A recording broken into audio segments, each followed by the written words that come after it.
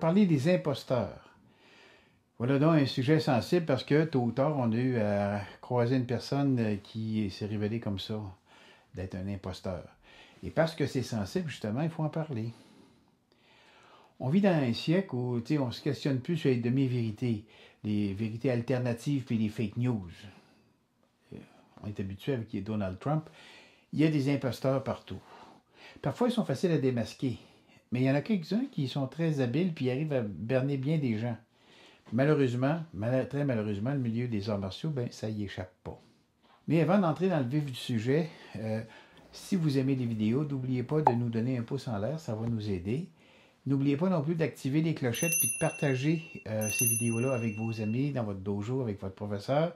Et surtout de vous abonner à Martialement Vôtre. On parle des arts martiaux en général, mais des arts martiaux japonais. Les fausses ceintures noires. Oh, ça, c'est des ceintures noires déclarées dans des bars. Quand on s'est mis les pieds d'un plat, là, attention, moi je suis ceinture noire. Ou encore dans une fête ou un party, où est-ce qu'on veut briller? Ah, vous savez, moi, je suis 9e dan en art martial. Ben oui, toi. Mais tant et aussi longtemps que ces gens-là ne mettent pas les pieds dans un dojo, ben, le mensonge, le menterie, comme on dit chez nous, ça peut faire un bon bout. Mais ça va devenir un petit peu plus complexe quand on a affaire à quelqu'un qui a effectivement fait un art martial puis qui a obtenu un grade dans un dojo, dans une fédération reconnue, puis que pour une raison ou pour une autre, que moi je connais très bien, c'est toujours les mêmes raisons, on veut s'octroyer un grade ou deux de plus, pourquoi pas?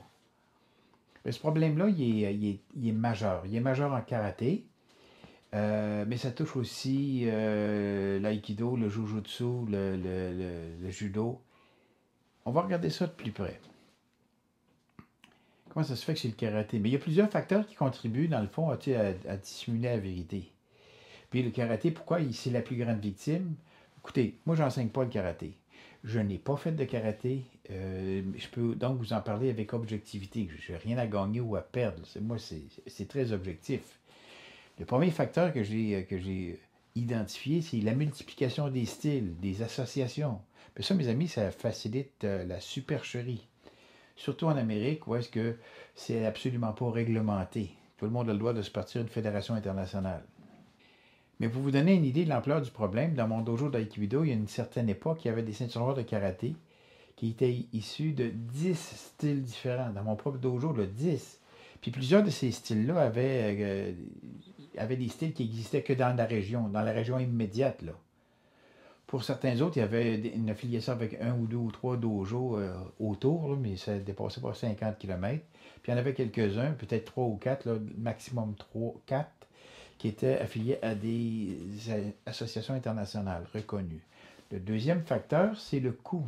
Ouvrir un dojo de karaté, ça demande beaucoup moins d'investissement pécunier qu'un dojo d'aïkido ou de judo, à cause de l'achat de la surface de travail. Ça, c'est même un frein à la fraude, là. Mais le jujutsu, comme il se fait au sol, on n'a pas besoin de surface trop confortable.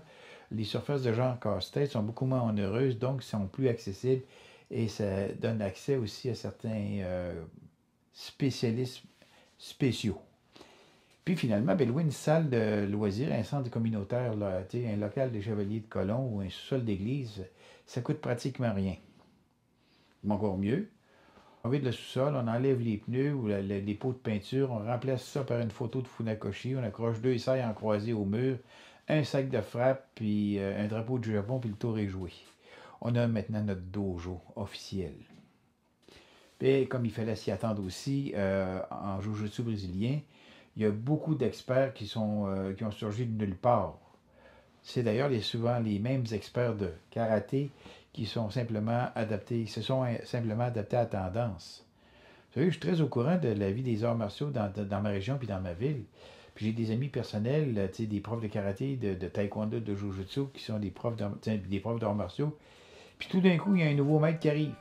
Puis pourtant, ce gars-là est originaire de la région, puis qui dit qu'il y a 10 ans de pratique de jujutsu, selon ses dires. On se demande tous, toute la gang, on se demande, il a fait ça où, dans lui, là?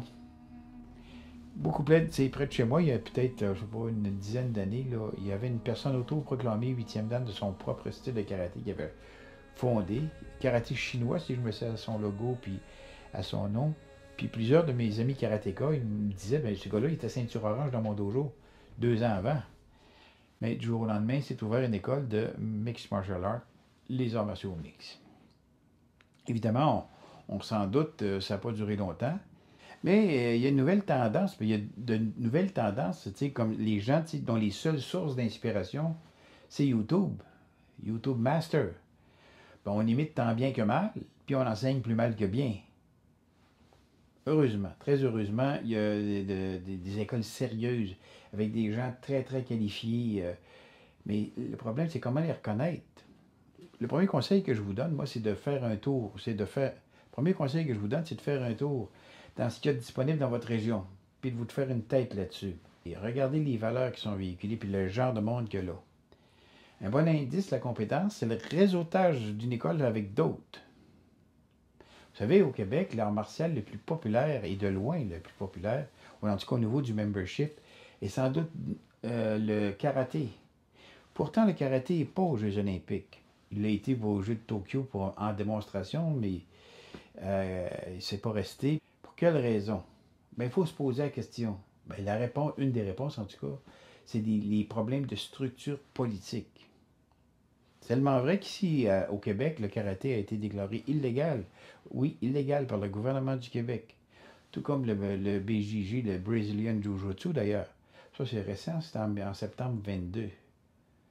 La pratique est toujours autorisée, mais pas la compétition. Il y a des raisons sérieuses, puis il faut s'informer. Puis c'est toujours des questions de structure, de structure politique. Pourtant, la très très grande majorité des profs de karaté puis de jujutsu, c'est des gens honnêtes, dévoués, passionnés. Heureusement, ça sauve la mise un peu. Mais comment faire pour séparer le bon grain de l'ivraie, comme on dit? Et c'est là qu'est l'os. Le gouvernement n'a pas été en mesure de faire cette évaluation-là correctement. Mais ça, c'est d'une tristesse absolue, on s'entend là-dessus. J'ai beaucoup d'empathie pour mes amis profs de karaté et de bijuji parce que je trouve ça très, très injuste. Oui, mais on pourrait se fier au diplôme. Il est très facile de se procurer sur Internet un diplôme de maître pour un montant dérisoire. Ou encore de se fabriquer soi-même un diplôme d'une association internationale mondiale, et pourquoi pas interstellaire tant qu'à y être, puis se donner un quatrième ou un cinquième dan. Dans le fond, sky is the limit, comme on dit. Mais il y a un autre phénomène. Il y a certaines associations qui vont solliciter votre adhésion à leur organisme en échange d'un diplôme. Ça m'est arrivé ça il y a une quinzaine d'années, ça m'est arrivé. En fait, ils veulent profiter de votre réputation et par le fait même se donner de la crédibilité. Je vous explique ça. Pour se faire un nom, on sollicite un haut gradé reconnu d'une fédération sérieuse, puis on y offre une équivalence. Habituellement, c'est un degré en dessous de votre dan le plus haut. Okay? Par exemple, on va comprendre qu'être 7e dan en judo, 4e dan dans Nike peut me donner droit à des équivalences dans une discipline de combat corps à corps. On peut comprendre ça, là. Peut-être, moi, je veux bien croire, là, mais moi, je n'ai pas pratiqué le jujutsu. Je n'ai pas pratiqué le jujutsu. J'ai 65 ans de judo dans le corps, j'ai 30 ans d'aïkido, mais je ne peux pas accepter un diplôme de jujutsu. Ça me rend inconfortable. Honnêtement, je ne peux pas faire ça. Mais, revenons à nos moutons un peu, mais pour un nouveau, là, un débutant qui... Puis ça, c'est dans un autre ordre d'idée, là, il va être extrêmement difficile pour lui d'évaluer correctement la compétence d'un deuxième dan si on débute un art martial. On ne connaît pas le niveau d'expertise de la personne qui nous enseigne. Puis ça va être d'autant plus difficile si cette personne-là il est athlétique ou charismatique. Paraître, mes amis, ce n'est pas être. Paraître, ce n'est pas être. Disons-le, là, il y a aussi des gens qui obtiennent leur grade en détournant les règlements, en jouant sur les mots. Ils insistent pour qu'on change ces fameux règlements-là, puis en ayant comme argument que c'est l'évolution. En fait, la vérité, c'est qu'il leur manque un ou plusieurs éléments pour atteindre des standards fixés. Ben ça, j'en ai été témoin de ça tout au long de ma vie, à travers les différents arts martiaux que j'ai pratiqués. Ce qu'il faut bien se rappeler, c'est que les grades ne sont pas une récompense, mais une reconnaissance de compétences.